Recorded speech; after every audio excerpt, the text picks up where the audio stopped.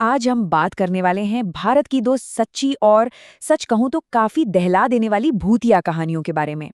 और यहाँ हम सिर्फ कहानियां नहीं सुनेंगे, बल्कि इनके डरावने पैटर्न को समझने की कोशिश करेंगे। मतलब ये देखेंगे कि कैसे अलग अलग जगहों और अलग अलग समय पर हुई ये घटनाएं एक ही भयानक रास्ते पर चलती हैं। ये कोई घुमा फिरा कर कही गई बात नहीं है, ये एक सीधी धमकी है। और सबसे डरावनी बात पता है क्या है? ये शब्द, ये दोनों ही कहानियों में गूंजते हैं।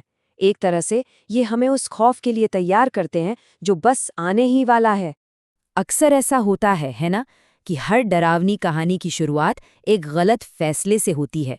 और हमारी इन दोनों कहानियों की नींव भी बस एक ही गलती पर रखी गई थी। और वो गलती थी एक साफ और सीधी चेतावनी को पूरी तरह से नजरअंदाज कर देना। तो हमारे सामने दो बिल्कुल अलग अलग ग्रुप्स हैं। एक तरफ है दिल्ली का एक परिवार, काफी प्रैक्टिकल लोग जिन्हें बस एक सस्ता सा किफायती घर चाहिए। और दूसरी तरफ है बिहार के कुछ नौजवान कजिन्स, जिनकी क्यूरियोसिटी, उनकी जिज्ञासा उन्हें सीधे खतरे की ओर खींच रही है। वजहें अलग अलग हैं, पर नतीजा एक ही है। दोनों एक ऐसी जगह पहुंच जाते हैं जहां उन्हें बिल्कुल नहीं होना चाहिए था। और देखिए, ऐसा नहीं था कि उन्हें किसी ने बताया नहीं। दोनों ही मामलों में उन्हें साफ साफ मना किया गया था। लेकिन दिल्ली वाले परिवार के लिए प्रैक्टिकल होना ज्यादा जरूरी था, तो उन्होंने बात को अनसुना कर दिया। और बिहार में उन कजिन्स के लिए एडवेंचर का जो रोमांच था, उसने हर चेतावनी पर पानी फेर दिया। और बस यहीं से, उस गलती के बाद, कहानी का पहला फेज शुरू होता है, जिसे हम कहते हैं प्रेत बाधा। मतलब जब कोई अनदेखी ताकत अपनी मौजूदगी का एहसास कराना शुरू करती है। और ये शुरुआत हमेशा बहुत धीरे धीरे होती है, कभी फुसफुसाहट से तो कभी बस सायों के जरिए। दिल्ली वाले घर में देखिए खौफ कैसे धीरे धीरे अपनी जगह बना रहा था। पहले दिन बस एक अजीब सी फीलिंग थी, कुछ ठीक नहीं है। तीसरे दिन तक एक परछाई दिखने लगी। फिर उनका छोटा बच्चा अकेले हंसने लगा। और 5वें दिन तक तो रात भर गलियारे में किसी के चलने की आवाजें इतनी साफ हो गई कि उन्हें नजरअंदाज करना नामुमकिन था। मतलब हर दिन डर का लेवल थोड़ा और ऊपर जा रहा था। अच्छा, तो दिल्ली में ये सब घर के अंदर हो रहा था। लेकिन बिहार में कहानी थोड़ी अलग थी। वहां खौफ बाहर से आ रहा था, उस वीरान हवेली से। छत से कुछ घसीटने की आवाजें, हवा में जली हुई लकड़ी की महक, ये सब चीजें जैसे उन्हें अपनी ओर खींच रही थी, जैसे कोई उन्हें अंदर बुला रहा हो। और बस यही था वो टर्निंग पॉइंट, दूसरी कहानी का सबसे अहम मोड़। उन्होंने सिर्फ इन इशारों को महसूस नहीं किया, बल्कि अपनी क्यूरियोसिटी के चलते जानबूझकर रात में उस हवेली में घुस गए, वो जगह जहां जाने के लिए उन्हें मना किया गया था। और ये एक ऐसा फैसला था जिसने सब कुछ बदल कर रख दिया।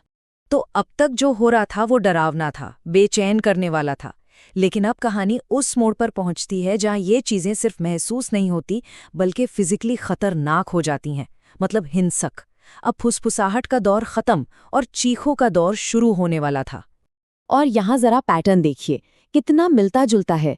दिल्ली में 4 साल के बेटे को बिस्तर से जोर से धकेल दिया जाता है, और फिर उसकी माँ को सीढ़ियों से। वहीं बिहार में आयशा सुबह उठती है तो उसके जिस्म पर गहरे खरोचों के निशान हैं। और हमजा, वो तो अपने कजिन के पीछे एक बड़ा सा चाकू लेकर खड़ा मिलता है, बिल्कुल किसी ट्रांस में। मतलब दोनों कहानियों में परछाइयों और आवाजों का खेल खत्म। अब सीधे सीधे फिजिकल अटैक हो रहे थे।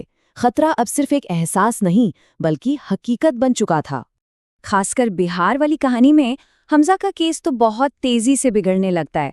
वो शीशे में खुद से बातें करता है, सब कुछ जला देने की कस्में खाता है, खून की उल्टियां तक करने लगता है, जिसमें बाद में चिकन की चोंच और पंख मिलते हैं। और आखिर में वो अपनी ही कजिन जुबिया पर हमला कर देता है, उसका गला घोटने की कोशिश करता है। ये एक क्लासिक केस था पोजेशन का। मतलब किसी इंसान के शरीर पर जब कोई दूसरी आत्मा कब्जा कर ले। हमजा अब हमजा नहीं रह गया था।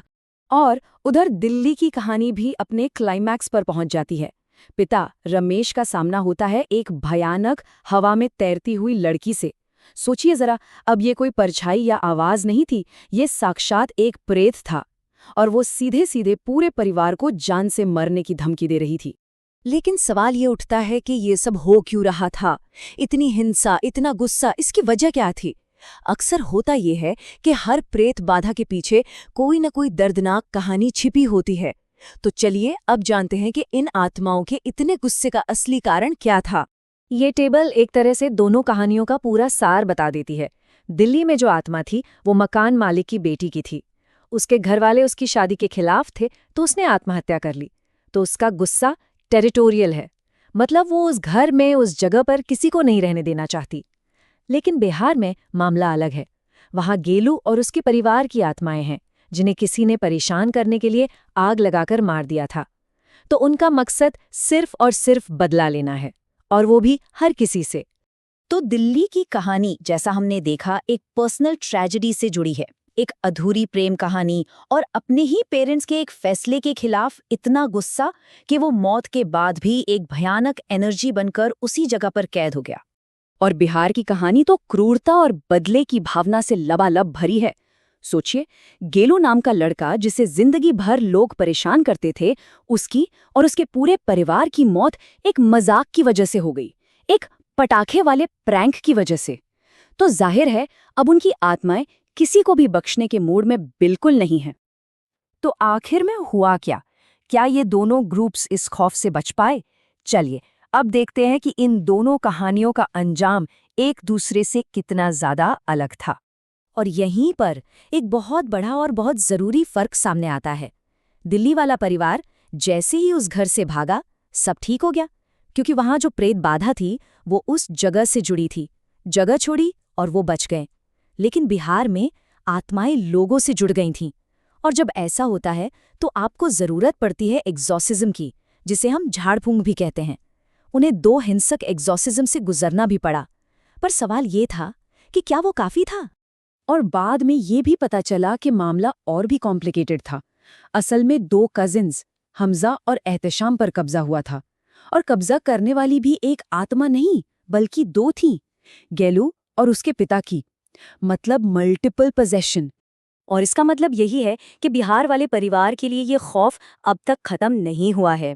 उन एक्सर्सिज्म के बाद भी आज भी उनके नए घर में, दूसरे शहर में किसी भारी आदमी के दौड़ने की आवाजें आती हैं। एक घिसटते हुए बच्चे की परछाइयां दिखती हैं। रात में दरवाजे पर वो अजीब सी 3 बार की दस्तक होती है, और उनका कुत्ता जब भी एहतशाम पास होता है तो पागलों की तरह भौंकने लगता है। ये सारे संकेत एक ही तरफ इशारा करते हैं कि वो बुरी शक्ति अभी भी वहीं है, आसपास, शायद बस सही मौके का इंतजार कर रही है। और यही सवाल मैं आपके लिए छोड़कर जा रहा हूँ। जब कोई कहानी खत्म हो जाती है तो क्या उसके पीछे की प्रेत बाधा भी वाकई रुक जाती है? क्या इन अलौकिक अनुभवों से कोई सच में कभी पूरी तरह निकल पाता है, या फिर डर की वो परछाई हमेशा के लिए आपका पीछा करती रहती है? इस पर सोचिएगा जरूर।